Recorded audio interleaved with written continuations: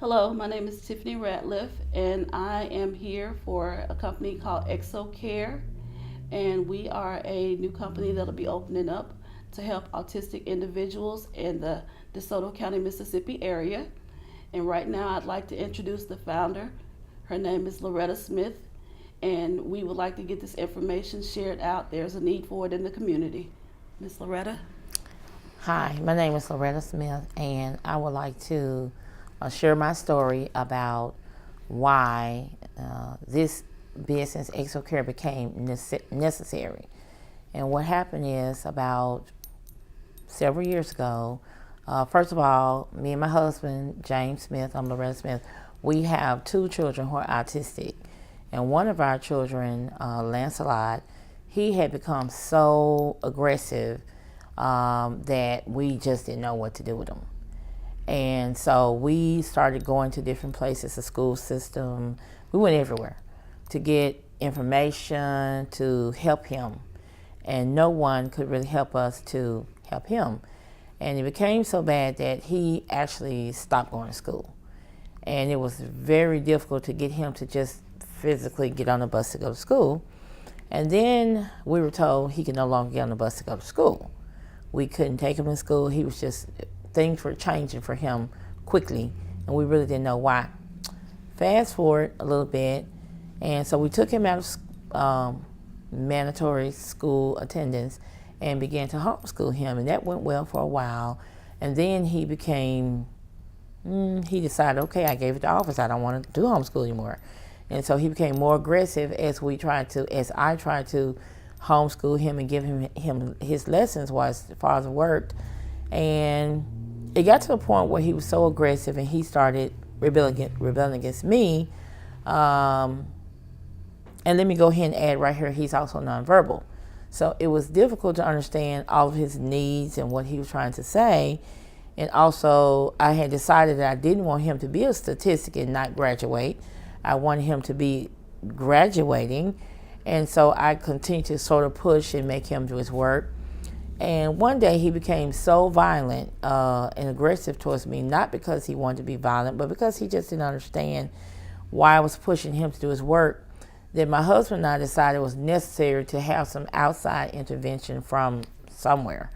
And so we started just going from Memphis, Mississippi, DeSoto County, where we live, calling around to anyone who would listen to get some help for an autistic child. And we ended up being put in touch with an organization that allowed him to come and work on his behaviors for about 6-7 months. And he went to that organization, and he was there. It's more sort of like an institution, and he was there for 6 or 7 months. And he was able to work on his aggression during that time. And also what happened was, after he came out of that program, he was able to be qualified to receive services through the state of Mississippi, where he could get more help once he returned home, more resources and help with things like home and community-based services, having a behavior specialist come into the home and teach him alternative things. Instead of being aggressive, he could sign language and say what his needs were and things of that nature. And after that time, things started going better, and he went back into school. And he was going to school. He loved going to school. He loved getting on the bus. Everything was beautiful. Until one day, spring of 2017, he decided, I'm through. I no longer want to go to school. Well, school was almost out, so I talked with the school, and he was able to go ahead and be accelerated to graduation. And I was excited because I thought, well, now he can go into a day program where it's not so much about the learning, but more or less about the socializing. And that would be good because that would be great because he wouldn't have to, it seemed like the actual work part of it made him more aggressive. He wasn't being stimulated enough. So I thought that'd be great. He can meet friends. He can go on activities. He can go to the park. He can do different things in the community. And so I was excited. Well, that was May of last year. So May of 2017. So what happened was after he graduated, he got his credentials, no one would take him in their program because he had this history or something on his record showing that he had had aggression in the past. And that kind of hurt me because one of the primary reasons for him going into that program that I mentioned earlier, Right. he had to move out of town. He had to move out of our home. And that program was 200 miles away from where we live, one way. And so it was quite a sacrifice for him to be there, not only just the cost and expense, but to go and see him, the time that we put into it. And of course, he was not at home. So it was a huge sacrifice. And well, anyway, I got angry because my thinking was, how do you have programs for autistic children or a disabled person, but none of them will take them? And why does Mississippi allow programs to come in place that can discriminate against someone because they're aggressive, knowing that they're already disabled? And so I was angry, and I didn't know what to do about it, but I knew I was angry. So that was May. About a month or two later, well, let me go back. In May, I ended up having a life-altering surgery. I became ill later that month, and I ended up being rushed to the emergency room where I had to have surgery, and I almost died.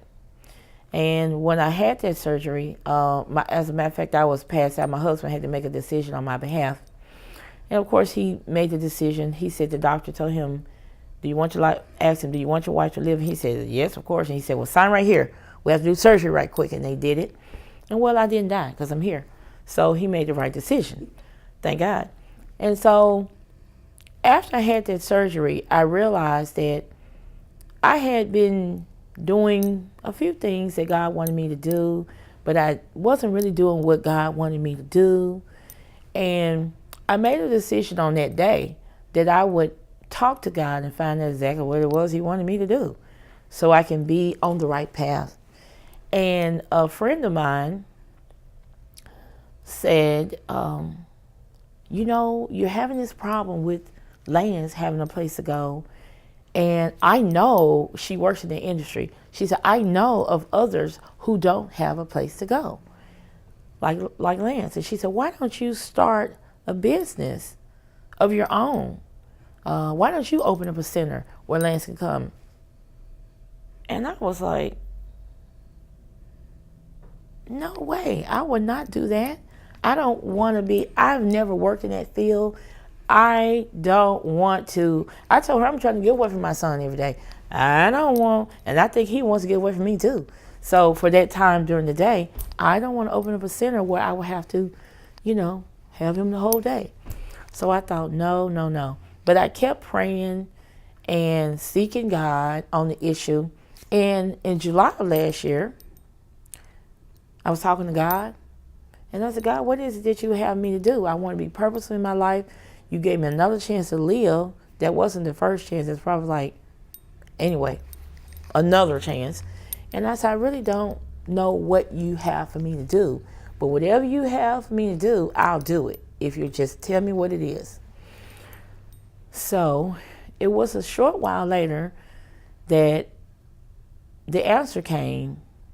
Why don't you open up a center for these kids like Lance that don't have anywhere to go in DeSoto County, so that he can have a place to go, and the other Lances of DeSoto County will have a place to go.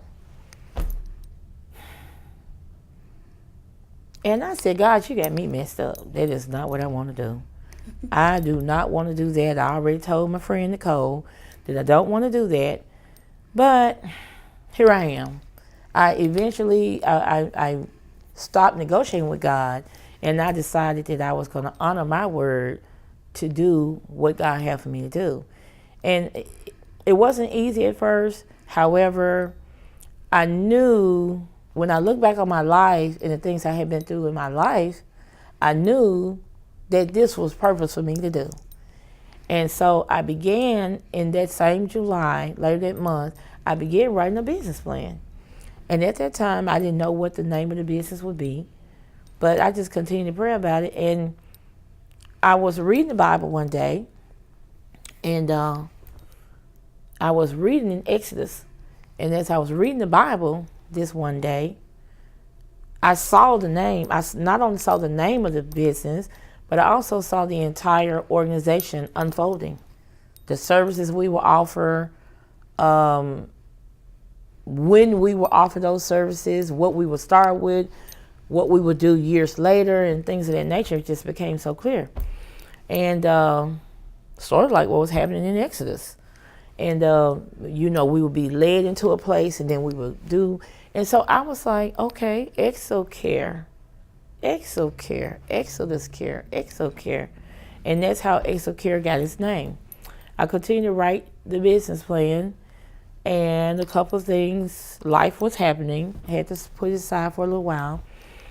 But around July, I think it was in July, I picked up my phone one day, and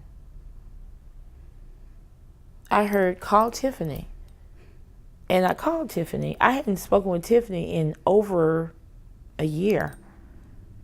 And I called Tiffany, and she picked the phone right up, and I told her that story that I just shared. And I told her, I said, I need help, and I was told to call you, and so I'm calling you. And she was like, I'm working in that field right now, and I know this, and I can help you. And I was like, wow, this thing is really working.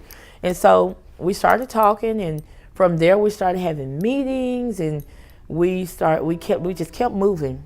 And now ExoCare is actually a business. We formed on January 1st of this year, so January 1st, 2018, and we are excited to begin offering services in DeSoto County to autistic individuals who need extra help. ExoCare will be providing day services to aggressive autistic individuals in DeSoto County, Mississippi. Our physical address is 5699 Getwell Road. That's South Haven, Mississippi, 38672. Contact phone number for us is 901-608-0311, which is my personal number. And another contact number for Ms. Loretta Smith will be 662-420-6513. And the day services that we will be offering will be in-home day services. We'll be offering community-based services. We'll also be offering behavioral therapy, speech therapy, job coaching, training, as well as job discovery. Thank you for taking the time to hear about our services that we will be offering at ExoCare. We hope that anyone and everyone who has been affected by a child or even an adult, a young adult or any adult who needs resources, information in this area will contact us. If we don't have the service to help you, we will get in touch with someone who can offer this service for you. No concern is too big or too small. If you just need someone to talk to, we also have a monthly parenting meeting that we have a group parent meeting where you can just come in and just talk to someone in a non-judgmental environment about your situation with your child. You see, the primary goal for ExoCare is to provide service ultimately to the entire family. Because, take it from me, I know from being a parent of an autistic child and then an aggressive autistic child, so that's two, that the entire family is affected. There's no way that you can provide service to just that child and think that's going to be effective.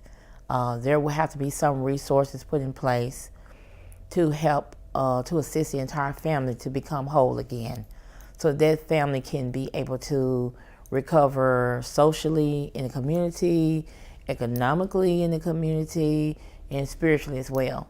And so that's what ExoCare is really about, providing services to the entire family, the entire autistic family, through the autistic child.